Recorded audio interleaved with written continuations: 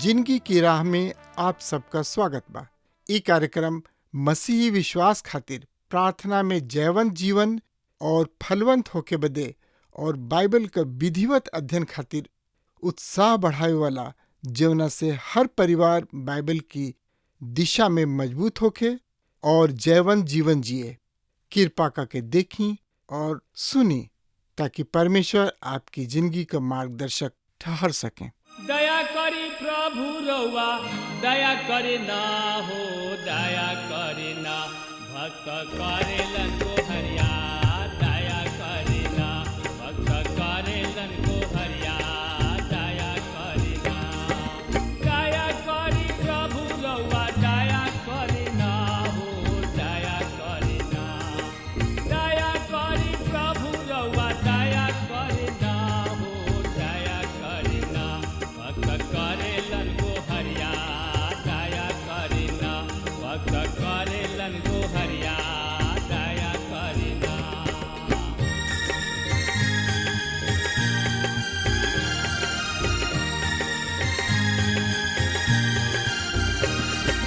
दया करी कृष्ण रउआ, दया करे ना हो, दया करे ना।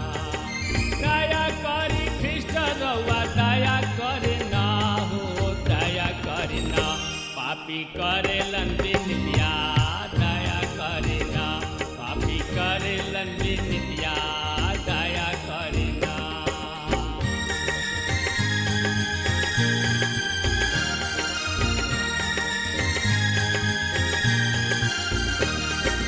हाथ जोड़ी करी प्रभु शरण में सिसवा, दया करे ना। हाथ जोड़ी करी प्रभु चरण में सिसवा, दया करे ना। सेवक मांगेलन वरदनवा, दया करे ना। सेवक मांगेलन वरदनवा, दया करे ना। दया करे ना प्रभु, दया करे ना जी, दया करे ना। दया करी प्रभु रउआ, दया करे ना हो, दया करे ना। भक्त करेलन को हरिया, दया करे ना। सेवक करेलन को हरिया, दया करे ना। सेवक करेलन को हरिया, दया करे ना। प्रभु यीशु मसीह के नाम में प्यार भरल नमस्कार बा। पहला पत्रस 2 अध्याय के 5 पद से आगे अध्ययन करे जा रहल बानी जा। यहाँ पर कुछ औरी बात बा जौन की अद्भुत बा।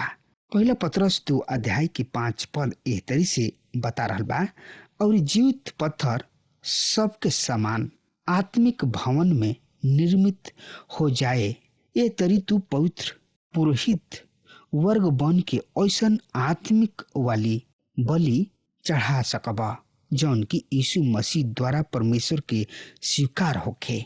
हाँ मित्र, तो हम लोग जीवित पत्थर सबके समान, हमन के कैसे जीवित पत्थर सबके समान हवा। पहला पत्रस 1 अध्याय 23, काहे कि हमन के नाशवान ना पर अविनाशी चीज से परमेश्वर के जीवित और सदा ठहरावे वाला वचन के द्वारा नया जन्म पौले बढ़ा। मित्र, तोहनी लोग भी जीवित पत्थर सब के समान आत्मिक घर बनावत जाताड़ा लोग। रोवा की याद हुई कि पतरस के स्वीकार कोयला के बाद तोहनी लोग जीवित परमेश्वर के बेटा मसीह हवा। प्रभु यीशु उनका से कहले, तू पतरस हवा और हम पत्थर पर आपन कलीसिया बनाई। देखी मती रची सुसमाचार 16 अध्याय के 16 पद से 18 में। समौन पतरस जवाब दिले, तू मसीह हवा, तू जीवित परमेश्वर के बेटा हवा। ए पर यीशु मसीह कहले, समौन योना के बेटा, तू धन्य हवा, काहे कि केहू निरे मनुष्य ना बल्कि हमार स्वर्गीय पिता तोहरा पर प्रकट कैले बने। हम तोहरा से कहतानी कि तू पतरस अर्थात चट्टान हवा, और एह चट्टान पर आपन हम कलिसिया बनाई, और अधलोक के फाटक एह पर प्रबल ना हो पाई। मित्र, पतरस नाम के अर्थ होला पत्थर, और एकरा प्रभाव में प्रभु यीशु मसीह उनका से कह रहल बने, तू एगो छोट पत्थर अर्थात कंकड़ होके जा रहल बड़ा, पर यही नेव के पत्थर मसीह यीशु पर हम आपन कलिसिया बनाई। प्रभु यीशु नेव के पत्थर हमें, और हमनी के जानतान जा कि पतरस एकरा के एह तरी से समझत रहन, काहे कि ऊ कहले, तू हूँ जीवित पत्थर सब के समान आत्मिक हर घर बनत जाला। जौना तरी समौन पतरस छोट पत्थर में से एगो रहे, ठीक वही तरी रउआ और हम भी छोट पत्थर में से एगो हई जा, जौन की एह आत्मिक घर में बनावल गोल बानी जा। जब हमने के नया जन्म पाई न जा, तब परमेश्वर के संतान बन जाई न जा, और हमने के परमेश्वर के एह भवन में लगावल जाई न जा या ढालल जाई न जा। यदि हम इफिसियों के पत्री में वापस देखब जा, तब पाई जा कि पौलुस भी भवन के एह उदाहरण के उपयोग करले। इफिसियो 2 अध्याय 19 से 22, ऐसे तू अब स्वदेशी और परमेश्वर के घराना के हो गइल बानी जा, और प्रेरित और भविष्यवक्ता सब के नेव पर, जना के कोना के पत्थर मसीह यीशु खुद ही हमें और बनावल गोइल होखस, जोना में सब रचना एक साथ मिल के प्रभु में एगो पवित्र मंदिर बनत जाले, जोना में तू हूँ आत्मा के द्वारा परमेश्वर के निवास स्थान होके खातिर एक साथ बनावल जाला। आज परमेश्वर एगो जीवित मंदिर बना रहल बने। हमने में से जौन की उनका किने एगो पापी के रूप में आवेले, तो हमने के ऊ हई जा, जौन की हमने के उनका पर गिरी न जा, अपना आप के दया के खातिर उनका पर गिराई न जा और उद्धार प्राप्त करी न जा। मित्र, पौलुस हमने के जीवित मंदिर, जौन के परमेश्वर नेव के पत्थर, जौन की खुद प्रभु यीशु मसीह हमें ओकरा पर भवन बना रहल बने।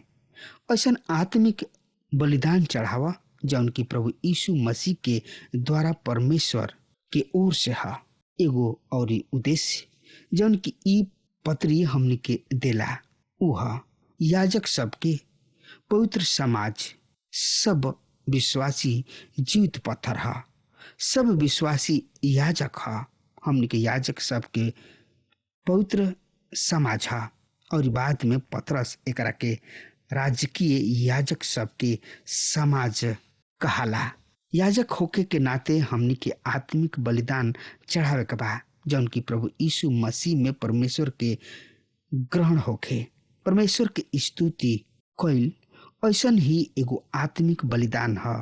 प्रभु के रुआ के आर्थिक भेंट भी वही तरीके आत्मिक बलिदान हवे, और हम नहीं जानत कि काहे लोग समझेले कि पैसा कभी आत्मिक नहीं हो सकत। ई पूरा तरी से पैसा उपयोग करे के तरीका पर निर्भर करता, और ओकरा बाद रुआ के परमेश्वर के भेंट दे सकतानी, और ओकरा बाद रुआ के परमेश्वर के भेंट चढ़ा सकतानी। ई एगो आत्मिक बलिदान है। पहला पतरस 2 अध्याय के 6 पद में लिखल बा, ऐसे धर्म ग्रंथ में लिखल बा, हम सियोन में एगो चुनल मूल्यवान कोना के पत्थर राखतानी, और जे ओह पर विश्वास करी ओकरा निराश ना होके के पड़ी। ई एगो उदाहरण है यशाया 28:16 से। ऐसे प्रभु एह तरी कहताने, देखा हम सियोन में नेव के एगो पत्थर राखब, एगो परखल पत्थर, कोना के कीमती अनमोल और अति दृढ़ नेव के जोग पत्थर, और जे केहू विश्वास राखी उ उतावनी ना करी ई पत्थर मसीह के प्रतीक है। पवित्र शास्त्र इस सच्चाई के सुस्पष्ट कर रहल बाड़े। पहला पतरस 2:7 में लिखल बा, तोहनी लोगन के खातिर जे विश्वास करेले उ पत्थर कीमती है, जे विश्वास ना करेले ओकरा खातिर धर्म ग्रंथ ई कहला, कारीगर सब जो ना पत्थर के बेकार समझ के निकाल देले रहन उहे कोना के नेव बन गइल। अतः तोहनी लोग के खातिर जे विश्वास करी उ त बहुमूल्य है, एकरा बेहतर उल्टा होई। अतः तोहनी लोग के खातिर जे विश्वास करेले बहुमूल्य है। तोहनी लोग के खातिर जौन की विश्वास में मजबूत बा मसीह के बहुमूल्य है। हम एकरा के बहुत ही रोचक बात समझी ना कि समौन पतरस एगो बड़ निर्बुद्धि मछुआरा बहुमूल्य शब्द के प्रयोग करले। जब भी पतरस मसीह के बारे में या उनकर खून या उनकरा कोनो अंग के बारे में कहताने तो बहुमूल्य शब्द के प्रयोग करताने, पर जे विश्वास ना करेला ओकरा खातिर जौना पत्थर के राज मिस्त्री निकम्मा ठहरावले रहन उहे कोना के सिरा बन गइल। पहला पतरस 2:8 में लिखल बा, और ई भी लिखल बा, उ ऐसन पत्थर ह जौना से लोग के ठेस लागेला, ऐसन चट्टान बा जौना से उ ठोकर खाले। उ वचन पर विश्वास ना करे चाहलन, ऐसे उ ठोकर खा के गिर जाले। ये उनकर नियति है। हाँ मित्र, ई पवित्र शास्त्र के बहुत ही महत्वपूर्ण परिच्छेद है। रउआ के याद होई कि ई भजन संहिता 118 के 22 से लिहल गइल उद्धरण है। वहाँ एगो परंपरा बा जौन की हमने के यरूशलेम में सुलेमान के मंदिर के निर्माण के समय में वापस ले आवता। पहला राजा 6:7 में हमने के एह मंदिर के असली निर्माण के बारे में पढ़ न जा। बनावत समय भवन ऐसा पत्थर सब के बनावले जौन की वहाँ ले आवे से पहले गढ़ के ठीक कइल गइल रहे, और ई भवन के बनत समय हथौड़ा, बसुली या और कोनो तरीके लोहा के औजार के शब्द कबो ना सुनाई पड़ल। मित्र, रुआ देखा तनी पत्थर खान में सही सही माप में काटल गइल रहे, और जब वो मंदिर बनावे के स्थान पर ले आवल गइल तो वहाँ हथौड़ा के एको आवाज ना सुनाई पड़ल, अर्थात उन्हें सिर्फ स्थान पर बैठावल गइल रहे। मित्र, परंपरा ई बाकी परियोजना के शुरू में एगो विशाल सुघर दिखावे वाला पत्थर खान से आयल, पर राज मिस्त्री ओकरा के ना लगा सकत रहन। ऐसे ओकरा के एगो किनार सरका के रख दिहल गइल, काहे कि ऊ राह में रहे। अतः ओ पहाड़ के शिखर पर ढकेल के रख दिहले ताकि दूसरा पत्थर सब के खातिर जगह बन सके जौन के ऊ प्राप्त कर सके, और एकरा बारे में भूल गइले। आखिरी में जब सब पत्थर अपना स्थान पर लगा दिहल गइल तब ऊ खदान में नीचे सूचना भेज दिहल गइल रहे, कोना के पत्थर के ऊपर भेजा। कोना के पत्थर के बिना भवन बनावे के काम खत्म हो गइल। सूचना वापस आइल, हम कोना के पत्थर के सबसे पहले भेजले रही। तब ऊ याद कइले उहे पत्थर जौना के हमने के पहाड़ पर से ढकेल देले रही जा। अतः बहुते मेहनत के साथ ओकरा के ओ पत्थर के खींच के वापस पहाड़ के चोटी पर चढ़ के पड़ल, और ऊ पौले की ई ओ स्थान पर एकदम ठीक बैठ गइल। यदि ई परंपरा सही बात ई निश्चित रूप से हमने के सामने पद सब के व्याख्या करे के बा। मित्र, ऊ पत्थर जौना के राज मिस्त्री ठुकरा दिले रहन अब कोना के सिरा बन गइल बा। पत्थर निश्चय ही प्रभु यीशु मसीह के एगो दृश्य है। जब वो इस संसार में अइले तो ऊ अपना लोगन के द्वारा ठुकरा दिहल गइल रहन। यूहन्ना 1:11 ऊ अपना घर अइले और उनकर आपन लोग उनका के ग्रहण ना कइले। ऐसा नइखे कि केवल ओ समय ऊ ठुकरा दिहल गइल रहले मित्र, पर आज हमनी के मसीह यीशु के ठुकरावे वाली संसार में जी रहल बानी जा। ई जब लिखल जा रहल बा ओ समय बड़ा दिन के समय है। हम रुआ के शहर के बारे में नहीं जानत, पर हमरा शहर में बड़ा दिन मनावल जाला, पर प्रभु यीशु मसीह के ठुकरावल जाला। संसार में प्रचलित सबसे पाखंडी बात है उनका के ठुकरावल, जेकर जन्मदिन रुआ मना रहल बानी। मित्र, आज प्रभु यीशु मसीह रुआ खातिर या तो गोड़ राखे के पत्थर है या ओकरा के पत्थर ई हमनी के पवित्र शास्त्र के एगो अद्भुत परिच्छेद में ले आवेला, जौन की ई प्रकट करेला कि एगो मसीही के जिंदगी मसीह में उनका उपस्थिति के अनुरूप होके के चाहिए। और जब तक हमनी के वो जिंदगी नहीं जी लेत, तब तक हमनी के समान मसीही जिंदगी के अनुभव नहीं कर सकत। पहला पतरस 2:9 में लिखल गइल बा, पर तोहनी लोग चुनल गोइल वेश, राजकीय पुरोहित वर्ग, पवित्र राष्ट्र तथा परमेश्वर के आपन निज प्रजा हमें, जौना से रुआ उनके महान कार्य की घोषणा करे, जौन की रुआ लोगन के अंधकार में से निकाल के आपन अलौकिक ज्योति में बुला के आइल बने। उ यहाँ पर हमनी के बारे में कई बहुत ही अद्भुत बात कर रहल बने। हमनी के चुनल गोइल वंश, राज, पदधारी, याजक सब के समाज, पवित्र प्रजा और परमेश्वर के निज प्रजा हमें, ना कि विशिष्ट लोग। परमेश्वर के लोगन के विलक्षण गेना के तरी लटकल बर्तन रहे, हंसी के पात्र ना बने के चाहिए। कुछ लोग विशिष्ट के इहे मतलब है ऐसा सोचेलन, एकरा बदले में यह उल्टा के उपयोग कईल बहुत ही महत्वपूर्ण है। उनकर निज प्रजा पहल कहा हमनी के एगो चुनल गोइल वंश है जा, अर्थात एगो चुनल गोइल जाति। पीछे पुराना नियम में परमेश्वर इस्राएल के निज लोगन के रूप में चुनले और पवित्र शास्त्र में दुगो चुनल गोइल लोग के समूह इस्राएल राष्ट्र जौन की एगो चुनल गोइल प्रजा कहले। याद राखी, पतरस अपना निज लोगन के लिख रहल बने, तितर बितर लोगन के अर्थात यहूदी मसीही सबके, जौन की पूरा रोमी साम्राज्य में और ओकरा बहरी भी फैलल रहले। एकरा अभाव में वो कह रहल बने, जौन की इस समय तू निश्चित रूप से एगो चुनल गोइल वंश के तरी चुनल गोइल जाति नहीं दिखाई देत, फिर भी तोहनी लोग हवा, काहे कि तोहनी लोग मसीह की ने आयल रहा, ऐसे तोहनी लोग चुनल गोइल वंश हवा, एगो चुनल गोइल प्रजा हवा, परमेश्वर के बेटा बेटी हवा, परमेश्वर के राज के कुंजी कलिसिया के दिहल गोइल बिया।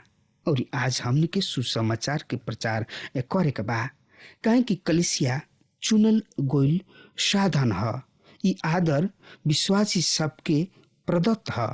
ई एह तरीबा जैसे कि परमेश्वर हुआ के और हमरा खातिर एगो अद्भुत मुद्रांकित कल गोइल बने, जौना पर लिखल गोइल बा, तोहनी लोग एगो चुनल गोइल जाति हवा, तोहनी लोग एगो चुनल गोइल वंश हवा। हमने के दिन में यह पृथ्वी पर निश्चित लोगन के इस्राएल के 10 खोखला भुलाइल गोत्र सब के साथ घनिष्ठ रिश्ता स्थापित करे के बहुत व्यर्थ कइल जा रहल बिया। वो जिप्सी यानी कि रोमड़ी, मोरमन, आगंतुक या ब्रिटिश इस्राएल समूह ऐसा कहल जाला, जौन की संभवतः बहुते मौखिक बा। यदि उ साबित कर सकते कि इंग्लैंड और अमेरिका इस्राएल के 10 खोवल गोत्र सब के द्वारा स्थापित कइल गइल बा, त उ का साबित कइले परमेश्वर इस्राएल राष्ट्र के अस्थायी रूप से अलग रखले बने और आज एगो नया चीज करे जा रहल बने। ई चुनल गोइल जाति एगो चुनल गोइल वंश के हर भाषा, राष्ट्र और लोगन में से यहूदी और आन जाति सब दोनों के बुला रहल बने और उ परमेश्वर के साथ नया रिश्ता में कलिसिया में ले आवल गोल बा जौन कि हम और रउआ कही न जे कि ऊ हमनी के चुन ले बाड़े। हम एकरा के पसंद करतानी। ई हमनी के मड़ई में रहे वाला 2 वचन के याद दिलावता जौन की खिलौना पर जाके प्रदर्शनी में लागल खिलौना के देखत रहले। ऊ ओह चीज के देखले जौन की उनका किन्ने कबो ना रहे, पर ऊ आपस में एगो खेल खेलत रहले। एगो कहले हमरा ई पसंद बा, दूसर का कहल हमरा ऊ पसंद बा। लइका कहले हम गेना लेब, लइकी कहलस हम गुड़िया लेब। हम और रउआ एकदम गरीबी के जैसन ओ दोनों बाचा के तरी इस संसार में बानी जा। पर जब हम कहतानी हम प्रभु यीशु के चुनतानी, तब हम पाइना कि ऊ पहले से ही हमनी के चुन लिहल गइल बानी जा। कतना अद्भुत बात बाई। प्रभु यीशु मसीह अपना निज प्रेरित सबसे कहले तू हमरा के ना चुनल, पर हम तोहरा के चुन ले बानी। मित्र, ई जानल कतना अद्भुत बात बा। हम इज्जत के जोग यानी कि श्रद्धा जोग नहीं जा बन सकत जब हम कहतानी कि चूंकि ऊ हमरा के चुन ले, ऐसे ऊ हमरा खातिर उत्तरदायी हवे। उत्तरदायी उनकर ह काहे कि हम उनकर हई। ई कतना अद्भुत बात बा कि ऊ हमनी के चुनेलन। दूसर का ह हम राज पदाधिकारी याजक सबके समाज। पुराना नियम में परमेश्वर सर्वप्रथम इसराइल के संपूर्ण राष्ट्र के आपन याजक होके खातिर चुनले। हम समझतानी सहस्राब्दी में इसराइल के पूरा राष्ट्र ओ पृथ्वी पर याजक हुई हैं, पर ओहनी लोग पाप कैले और इससे परमेश्वर ओ राष्ट्र में से एगो जाति के चुनले। याजक एगो जाति से खड़ा भइले। आज एगो के छोड़ कोनो याजक के समाज एह पृथ्वी पर नहीं खे जौना के परमेश्वर स्वीकार करताणे। आज प्रभु यीशु मसीह में हर एगो विश्वासी एगो याजक ह। इसराइल के पास याजक सबके समाज रहे। आज कलीसिया याजक सबके समाज ह। जब हम एगो पास्टर रही तब हम एगो संदेश के प्रचार करनी जौना के शीर्षक रहे रुआ एगो कैथोलिक याजक हई। कैथोलिक शब्द के अर्थ होला सम्मान्य। ओ भाव से हर एगो विश्वासी एगो कैथोलिक याजक ह और परमेश्वर किने सब कर पहुँच बा। चूंकि हमनी के मसीह के हई जा, ऐसे हमनी के परमेश्वर की उपस्थिति में पवित्र में आ सकतानी जा। समन पतरस हमनी के यहाँ बतावतानी कि विश्वासी के रूप में हमनी के राज पदधारी याजक सब के समाज के सदस्य हैं जा। हमनी के राजा के संतान हैं जा। तन की देर बाद एह पत्री में हमनी के आगे पढ़े के कि परमेश्वर के आंख धर्मी जन के ऊपर लागल रहेला। अब हमार समय खत्म हो रहा बा। हमारा के आज्ञा दी। परमेश्वर हुआ के बहुते बहुते आशीष देश। आमीन। हमके विश्वास बा कि ई कार्यक्रम आप सब खातिर फायदेमंद सिद्ध भइल हुई। अगर आप सबके लगे बाइबल से चाहे आपकी निजी जिंदगी से कोनो सवाल होके चाहे कोनो समस्या खातिर प्रार्थना करावे चाहतनी तो हमारी फोन नंबर पर जरूर संपर्क करें और आज का दिन आप खातिर सुखद बनावे।